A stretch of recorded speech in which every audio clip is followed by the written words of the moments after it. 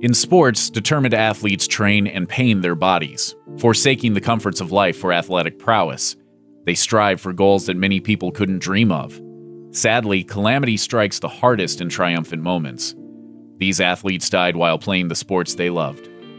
Dale Earnhardt Sr. was on the final lap of the Daytona 500 when he fatally crashed in 2001. Over the course of his career, the 49-year-old husband and father of 4 had won 76 races, 7 Winston Cup championships, and widespread adoration. Dale Earnhardt was a man of extremes. Friend, foe. Everyman, Superman. And he was a hero lost too soon. In his final race, Earnhardt helped his son Dale Jr. finish in second place. He blocked an advancing vehicle to ensure that Jr. and his other teammate Michael Waltrip clinched the top 2 spots. But the blocked car made contact, causing Earnhardt's vehicle to veer into a wall. Then another out-of-control car careened into Earnhardt's. Dale Jr. witnessed his father's fatal accident in his rearview mirror mere moments before he crossed the finish line. Sr. lost consciousness and never woke up, pronounced dead at the hospital. Volleyball fans worshipped Flo Hyman. Imposingly tall and strong, she would have thrived on any team. Her impact on American volleyball made her an icon. Before she came along in 1974, the U.S. women's team was in tatters. They tanked at the 1964 and 1968 Olympics and didn't even qualify in 1972. With Hyman's help, the U.S. took 5th place in the 1978 World Championships and seemed like shoo-ins for gold in the 1980 Olympics in Moscow. It didn't end up happening when America boycotted those games due to Cold War tensions with the Soviet Union. But 4 years later in Los Angeles, Hyman led the women's team to a silver despite being the oldest player on the roster. As you grow older, it's something that you have to deal with and face and come to terms with. It wasn't an easy thing. I think in some ways volleyball helped me a lot. In January 1986, Hyman was 31 and still going strong. She joined a Japanese team in an elite league and dominated. But during a game in Tokyo, she subbed out, sat down, and slid silently to the floor. Up to that point, she had looked and played well. Not a single doctor had spotted a problem throughout her career.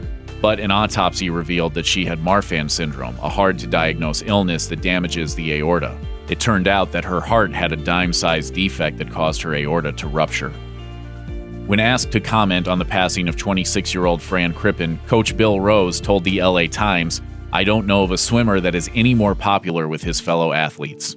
Crippen had a reputation for perseverance. When he fell short of his dream of swimming in the 2008 Olympics, he picked himself up and kept competing. His persistence paid off countless times in his life. He was an 11-time All-American and 2-time ACC Swimmer of the Year for the University of Virginia. But in October 2010, his never-quit attitude may have killed him. At the FINA Open Water 10-kilometer World Cup in Dubai, he raced in nearly 90-degree water on a 100-degree day. Multiple swimmers suffered heat exhaustion and had to be hospitalized. Toward the final stretch of the event, Crippen informed his coach he wasn't feeling well, but he pushed himself to continue. He never reached the end, drowning probably due to heat exhaustion. When Jose Flores took up horse racing, he was following in his father's footsteps. The son of a Peruvian jockey, Flores watched races as a boy and resolved to win them as a man.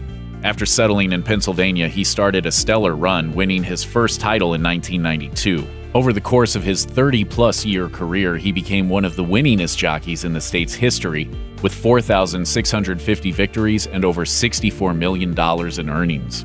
In March 2018, the 56-year-old Flores was closing in on win number 4,651 when something went horribly awry. He and his horse were leading when the steed suddenly fell. Flores slammed headfirst against the ground.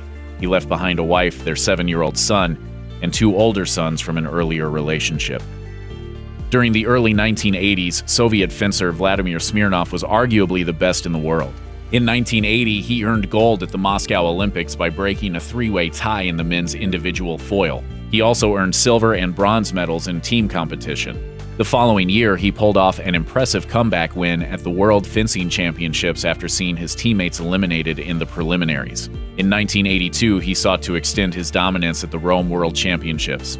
Instead, his reign reached a gruesome end. Smirnov squared off with German Matthias Baer. During their fateful match, Baer's blade broke against Smirnov's chest. The blade pierced Smirnov's mask, went into his head, and punctured his brain. Though placed on life support, doctors said he had no brain reflexes. Smirnov was 29.